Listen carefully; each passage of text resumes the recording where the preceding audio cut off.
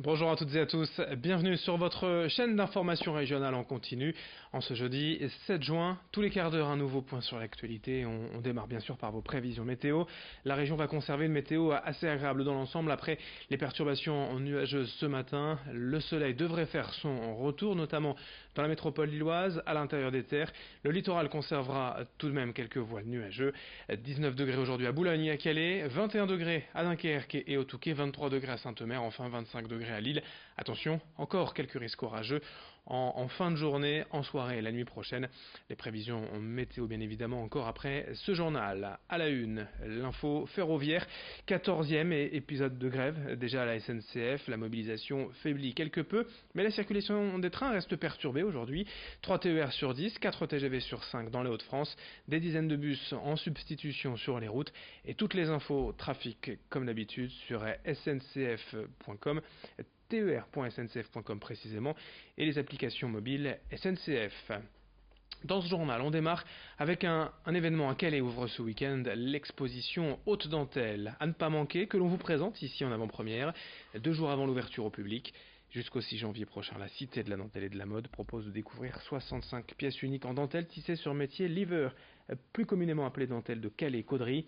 Ces pièces sont issues des derniers grands défilés de mode et ont été réalisées par 14 des plus prestigieuses maisons de couture à travers le monde. Chanel, Valentino, Ralph Russo, Viktor & Rolf. Ces dentelles sont devenues de véritables sculptures mouvantes et offrent un dialogue entre dentelle et haute couture. Explication avec la commissaire de l'exposition au micro de Louis Caillé. L'exposition, elle est vraiment concentrée sur l'ultra contemporain. Donc les pièces qui sont présentées datent au plus d'il y a 10 ans. On est vraiment plutôt sur ces 5 dernières années. Après, les dentelles qui servent, qui nourrissent finalement la création, peuvent elles dater d'il y a 100 ans, d'il y a 5 ans. On peut avoir des dentelles dites de collection, donc disponibles, ou des créations de dentelles. Il y a aussi des relations créatives, de collaboration, de travail de commande qu'un dentelier peut avoir avec une maison de couture, ou juste une proposition, c'est-à-dire que la richesse de la dentelle, c'est aussi d'être capable de renouveler sa proposition, de renouveler ses dessins à partir d'archives ou en partant de rien. En image, dans l'actualité du jour, attention aux travaux en ce moment sur l'autoroute A16 entre Dunkerque et Calais, précisément entre les sorties 53 à Crévic et 51 à Saint-Folquin. Le chantier a démarré dimanche et doit durer un mois jusqu'au 7 juillet. Les échangeurs 52 et 53 seront également fermés durant plusieurs jours, fin juin, pour permettre au chantier d'avancer. Il faut donc s'attendre à des ralentissements dans le secteur, car vous le voyez, on bascule sur une voie. La vitesse est bien évidemment ralentie. Travaux sur l'A16 entre Dunkerque et Calais jusqu'au 7 juillet. Et dans cette édition également, l'actualité décryptée par la rédaction. Depuis plusieurs jours, les députés débattent d'un projet de loi dont beaucoup de mesures font polémique. 1 minute pour comprendre la loi Élan, évolution du logement et aménagement numérique avec Estelle Dargent. 1 minute pour comprendre. Vendredi dernier, les députés ont voté un nouvel article à la loi Évolution Logement qui baisse à 10% le nombre d'habitations neuves qui devront être accessibles aux personnes handicapées contre 100% jusqu'ici. Alors pourquoi cette mesure qui fait polémique ? Eh bien, selon le gouvernement, il s'agit d'éviter un gaspillage d'espace. Selon lui, en effet, une personne valide n'a pas besoin d'une très grande salle de bain, par exemple, aux normes handicapées. Alors les 90% des logements ne devront donc plus être accessibles aux personnes handicapées, mais ils devront être évolutif, c'est-à-dire transformable facilement et à moindre coût pour pouvoir accueillir une personne handicapée.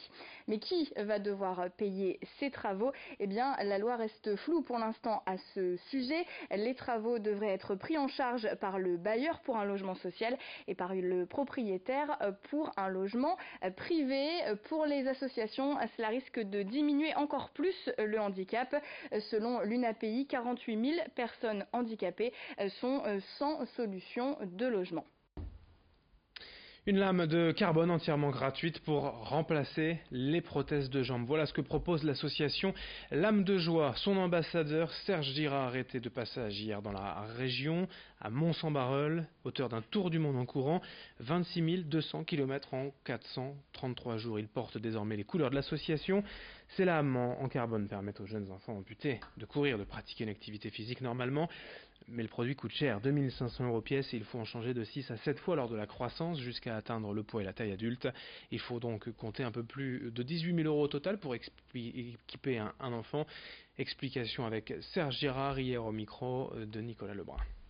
Je les ai rencontrés il y a environ un an lors d'une conférence à Valenciennes et donc ils m'ont exposé un petit peu le but de l'association et j'ai bien sûr été tout de suite extrêmement sensible à leur action, puisque bien sûr essayer de faire courir des enfants, moi qui suis un coureur à travers le monde, ça a été pour moi extraordinaire. Je me suis dit voilà un truc extraordinaire et donc j'ai eu envie de les aider et donc ils avaient envie que je participe à leur aventure.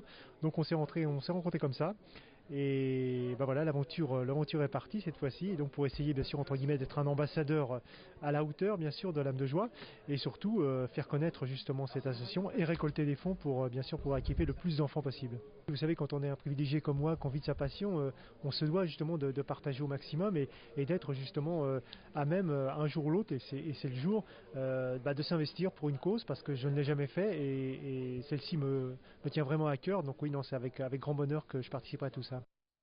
À toutes les infos concernant cette association et la manière de l'aider sur internet, lamedejoie.com. On termine avec une des conséquences de ce printemps ensoleillé, l'affluence des clients chez les opticiens pour acheter des lunettes de soleil. Éblouis par la luminosité depuis la sortie de l'hiver, les nordistes s'équipent avant l'arrivée de l'été. Pour les professionnels, 50% des montures solaires sont vendues en ce moment. Mais à quoi servent réellement les lunettes de soleil? Comment les choisir autrement que sous un aspect purement esthétique? Pour rappel, les verres solaires doivent protéger nos yeux des ultraviolets, les UV. Ces rayons nocifs qui pénètrent notre cristallin et peuvent même toucher la rétine. C'est pourquoi il faut bien se renseigner chez un opticien professionnel avant de choisir ses lunettes. Alexis Tessier est allé en consulter un. Pourquoi c'est important? Tout simplement parce que l'UV est nocif justement à tout ce qui est récepteur photosensible de l'œil. On a justement besoin de le protéger au maximum pour que l'œil vieillisse moins vite et avoir besoin de notre œil jusqu'à la fin de nos jours aussi. Donc ça c'est très important, complètement. On peut avoir une rétine brûlée à cause du soleil et donc de ce fait d'avoir une vision beaucoup moins nette pendant un laps de temps et justement avoir des photorécepteurs photosensibles photorécepteurs de toute façon qui viennent altérer le champ de vision et la qualité de vie. À suivre dans moins de 30 secondes vos prévisions météo. On espère le retour du soleil cet après-midi et dans moins de 8 minutes, lors du prochain quart d'heure, un nouveau point sur l'actualité près de chez vous. Très belle journée à toutes et à tous, ensemble évidemment.